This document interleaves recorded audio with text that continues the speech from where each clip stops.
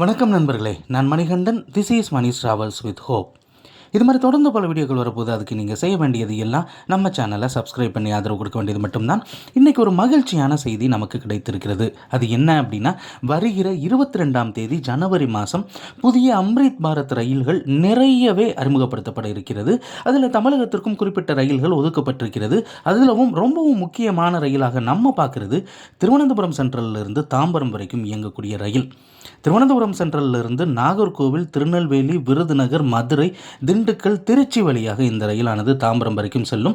இன்னும் அஃபீஷியலாக எந்த ரூட் அப்படின்னு சொல்லலை, ஆனால் திருச்சி வரைக்கும் கன்ஃபார்ம் தான்.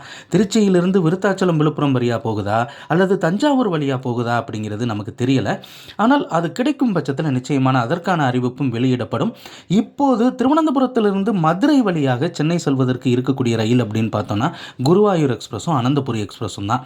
அது இல்லாமல் இந்த ரயில் அறிமுகப்படுத்தப்படுகிறது. இது வாரத்தில் இயக்கப்படக்கூடிய ரயிலா அல்லது தினசரி இயக்கப்படக்கூடிய ரயிலா எந்த ஒரு தகவலுமே இப்போ வரைக்கும் இல்லை.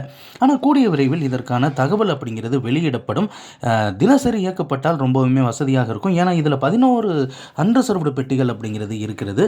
அதே மாதிரி மதுரையிலிருந்து திருவனந்தபுரம் செல்வதற்கும் கூடுதலாக ஒரு ரயில், அதே மாதிரி மதுரையிலிருந்து சென்னை செல்வதற்கும் 11 அன்ரிசர்வ்டு பெட்டிகளோடு இந்த ரயிலானது இயக்கப்படுறதுனால ரொம்பவும் பயனுள்ள ரயிலாக நிச்சயமாக இருக்கும்.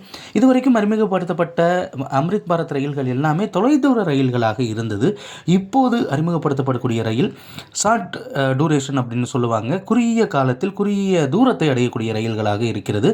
அப்படி இருக்கிறதுனால தினசரி ரயிலாக இயங்கினா ரொம்பவும் பயனுள்ளதாக இருக்கும் அப்படிங்கிறது நம்முடைய எதிர்பார்ப்பு மட்டுமல்ல, தென் மாவட்ட மக்களின் எதிர்பார்ப்பும் அதுதான். திருநெல்வேலியிலிருந்து சென்னை வருபவர்களுக்கு ரொம்பவுமே பயனுள்ள ரயிலாக இந்த ரயில் நிச்சயமாக இருக்கும். ஏன்னா ஏற்கனவே இயங்கக்கூடிய நெல்லை எக்ஸ்பிரஸில் கூட்டம் அப்படிங்கிறது அதிக அளவில் இருக்கிறது. கன்னியாகுமரி எக்ஸ்பிரஸில் சொல்லவே வேணாம். அதனால் நாகர்கோவில், திருநெல்வேலி, விருதுநகர் இந்த பகுதி மக்களுக்கு பயனுள்ளதாக இருக்கும். அடுத்த வீடியோவில் பார்ப்போம்.